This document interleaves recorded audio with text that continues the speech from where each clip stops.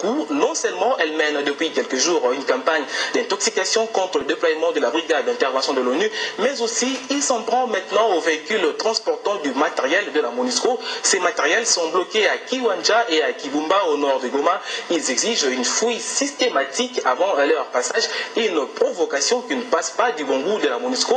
Elle a réagi. Nous sommes justement en ligne avec Manoj Mounoubaï, son porte-parole en RDC. Bienvenue, monsieur Mounoubaï. Aux dernières nouvelles, le rebelle du M23 aurait intercepté des véhicules transportant du matériel de la MONUSCO. Confirmez-vous cette information?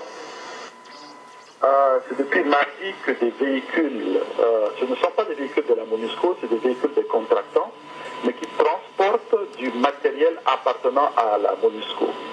Ces véhicules partaient de Beni vers Goma, ils ont été interceptés, comme vous le dites, par les M23, et depuis, ils détiennent illégalement ces véhicules.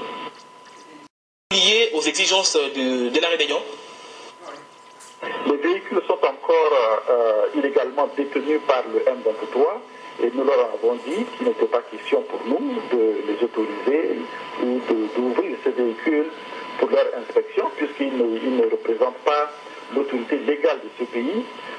Donc il n'est pas question pour nous de les laisser inspecter ces véhicules. Dernière question, la situation s'est-elle décantée? Vous ont-ils restitué les effets interceptés?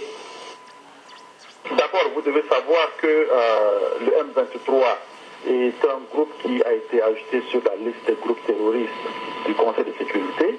Le M23 a été demandé explicitement par la dernière résolution du Conseil de sécurité de mettre fin à son administration parallèle et aux barrières illégales qu'ils ont mis en place. Par conséquent, il n'est pas question pour nous de nous plier vis-à-vis d'une structure qui est complètement illégale.